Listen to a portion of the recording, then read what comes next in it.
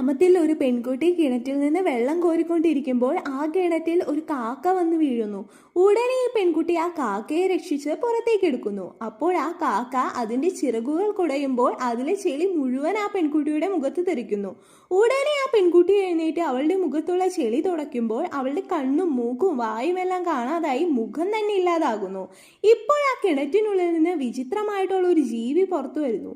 അതിനുശേഷം ഈ ജീവി ഈ പെൺകുട്ടിയുടെ കണ്ണെടുത്ത് വെച്ചുകൊണ്ട് അവളെ ഓടിക്കാൻ തന്നെ തുടങ്ങുന്നു. ഇത് കണ്ടിട്ട് ആ ഗ്രാമത്തിലുള്ള ഒരാൾ ആ ജീവിയെ തോക്കുപയോഗിച്ച് വെടിവെച്ചു. ആ സമയത്ത് അവിടേക്ക് നായിക വന്ന ആ കൊച്ചു പെൺകുട്ടിയെ എടുത്ത് വീടിനുള്ളിലേക്ക് പോയി. ഇപ്പോൾ ആ ജീവി ചത്തുപോകാതെ വീണ്ടും എഴുന്നേറ്റ് വന്ന ആ പെൺകുട്ടിയുടെ വീടിന് നേരെ ഓടാനായി തുടങ്ങി.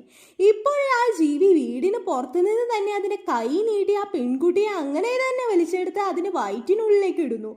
ഒടുവിൽ ആ ജീവി ആ പെൺകുട്ടിയോടൊപ്പം കിണറ്റിൽ ചാടി അപ്രത്യക്ഷമായി.